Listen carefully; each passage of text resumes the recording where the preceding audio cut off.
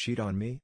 Fine, you'll never win the lottery jackpot. So my ex had a vivid dream one time. She saw herself winning the lottery and woke up and instantly wrote down the numbers. She uses them for every single draw and always said she will for the rest of her life or until she wins, which she is convinced will happen. Well, she cheated on me recently and so I broke up with her, but I know those lottery numbers after having bought her tickets on multiple occasions. So for the last 3 weeks I have bought tickets to every draw using the same numbers, and I will for the rest of my life or until I win. Even if she wins, she will have to share the jackpot with me.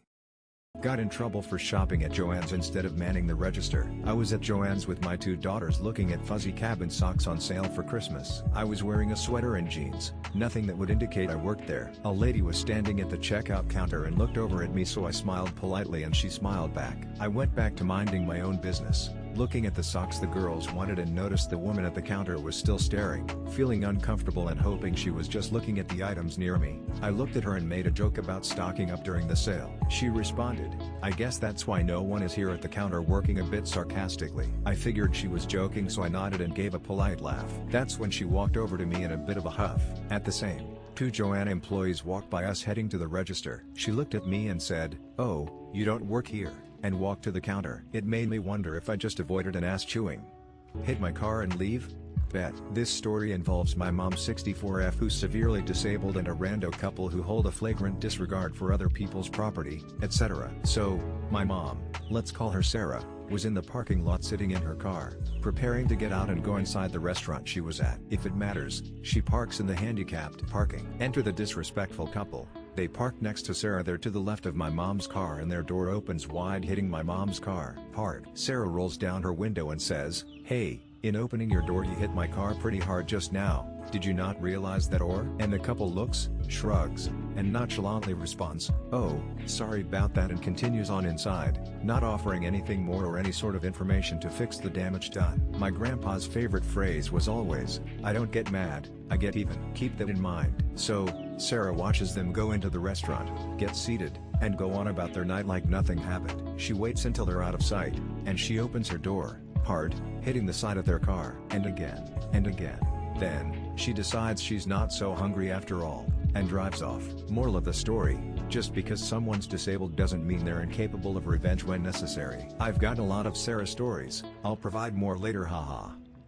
Apartment illegally towed my car. Car was given back to the bank as a repo. Do I have grounds for a small claims case for losing my car?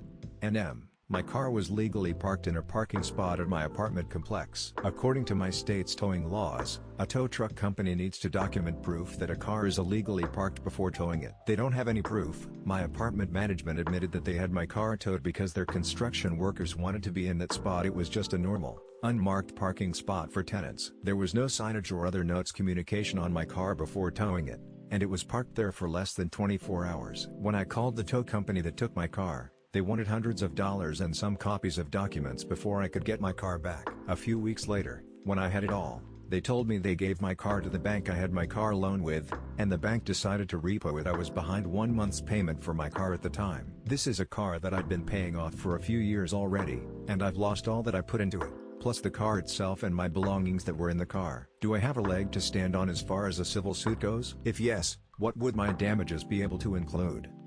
It block my route? I'll take my grocery bags out and leave the cart in front of your door. At Whole Foods, some thoughtless dimwit was parked in the red no parking zone right in front of the doors. They were just sitting in the driver's seat, waiting. On my way out there was no good way to go past them, other than to block all traffic by rolling directly down the main corridor of the parking lot. So I kept going, stopped when their car wouldn't let me pass, then grabbed my groceries and left the cart directly in front of their door. Then they followed me to my car and tried to park in a way to block me from exiting, but the joke's on them because they left me just enough room to reverse out, inches from their bumper, and I casually drove away. They were super surprised and I'm sure they thought I was going to hit them. Luckily I know exactly how big my car is, and I'm not afraid to use that knowledge.